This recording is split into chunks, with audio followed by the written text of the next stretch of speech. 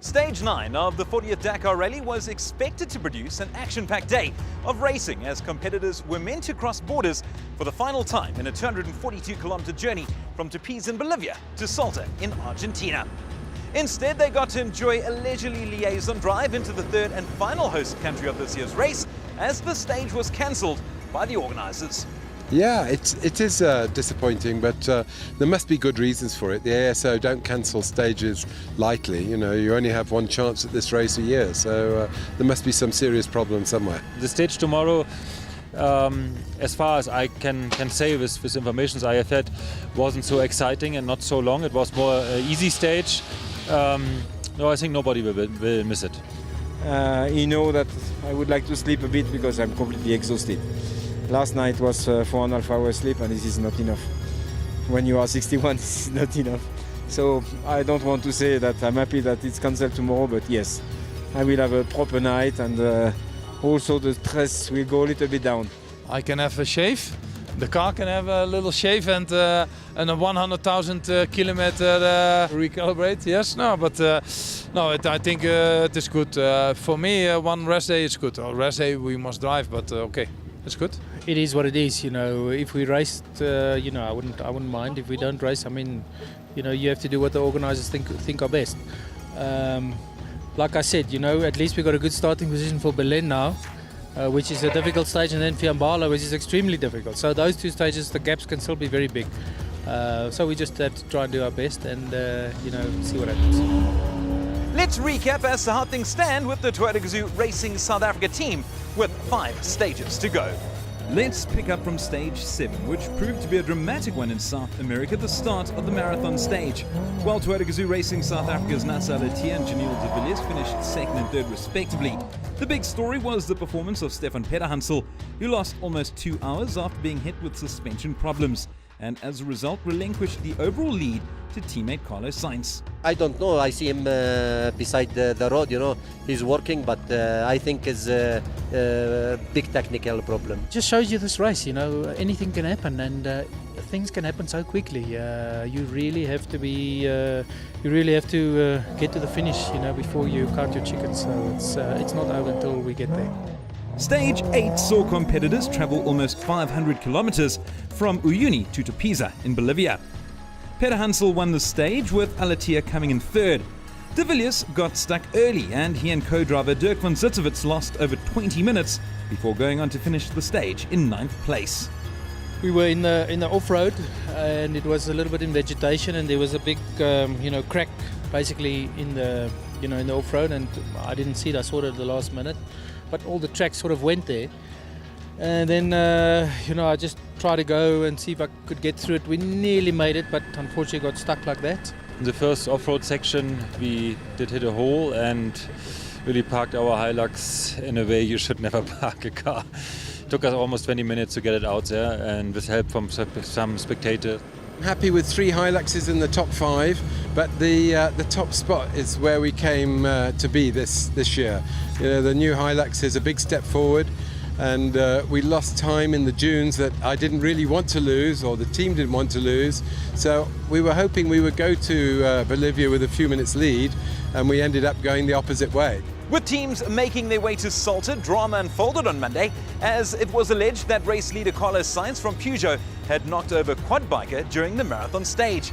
After an investigation by the rally organisers ASO, Sainz was hit with a 10-minute time penalty. There's some very competent officials here. They would have looked at all of the evidence, so there's no question that it was needed. We wouldn't want to benefit from that 10 minutes, but for sure we'll take it if the opportunity comes our way. It's 10 minutes to our favour. Carlos is leading the race, so it takes it down quite a bit under an hour to Nassa. So in that way, for us, it's good news, but nobody likes seeing penalties awarded, that's for sure. So with a second unexpected rest day done and dusted, the teams now ready themselves for stage 10, a tough 373-kilometer journey from Salta to Berlin. Tomorrow's stage is Berlin. It is traditionally a very tough stage. In fact, 2 years ago it was so hot, the bike riders were suffering from exhaustion, and they shortened it. The Peugeots last year, or when we did it last time, were not as good as they thought they'd be there. I think, you know, the They had sticks that went through the tyres that gave them slow punches, but the navigation's tricky there, and I think it's very much a driver stage and crew stage with the navigation, so let's see what happens. I know a little bit the stages 10, 11 and 12. It's not my garden, but I know them a little bit. It does not mean that I will not get lost, but I know a little bit the character of the stage. So on that side, I hope I will help Bernard a little bit. Huh? I'll be happy to get to lower altitudes, yeah. The high altitudes, we went to like 4,800 again today, which is extremely high. It's going to be nice to race at lower altitudes.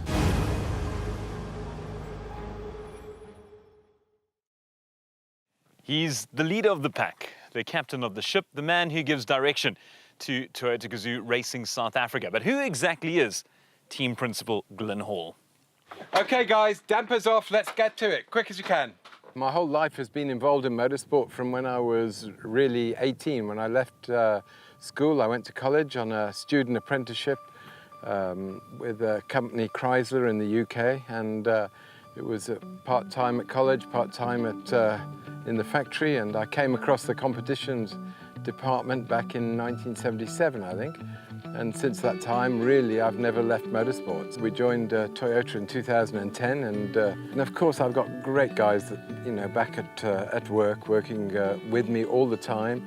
We enjoy what we do together, and I really especially enjoy the development side of the car, designing from base with the engineers in the office. So I probably become quite troublesome to them during the day, because some days I can spend 6 or 8 hours in the office looking over their shoulders.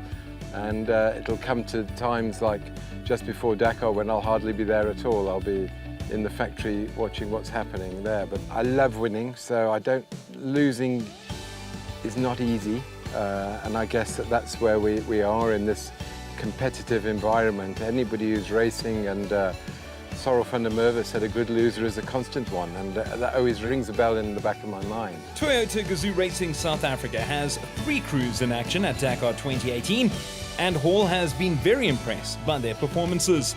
We've got Nasser, who's incredibly fast, won every rally this year that he's finished. Neil has been getting faster all year long, and just won the South African Cross-Country Championship. And Bernard, Bernard's a European rally champion, very skilled. So we've got a nice mix of people. All the co-drivers are past winners of Dakar, so it doesn't come better than this. Of course, it's not just the drivers and navigators that make up Team Toyota Gazoo Racing South Africa. We have a lot of different types of people, from people who just drive trucks, physios, engineers, the drivers, the crew. So you've got to be on top of everybody to make sure, and you're understanding if there's any problems or snags or hurdles along the way, we get over them quickly and look forward. I don't like dwelling on the past unless we're using it for experience. And what do the staff feel about the man in charge? He's hardworking, not worried to get his hands dirty and help us out when we need a hand. And yeah, he's very good at what he does. That's why we are the greatest team in the world. I discovered him. I knew him from some meetings in FIA in the past, but it's very formal, so you don't discover people in this kind of situation. And he's obviously a very technical guy. At the same time, you see he has a lot of confidence from his guys, and giving the confidence also to his guys. He's a hard worker, and but he knows what he wants. That's why he's so successful in life. He's fantastic to work for. This is coming from his heart.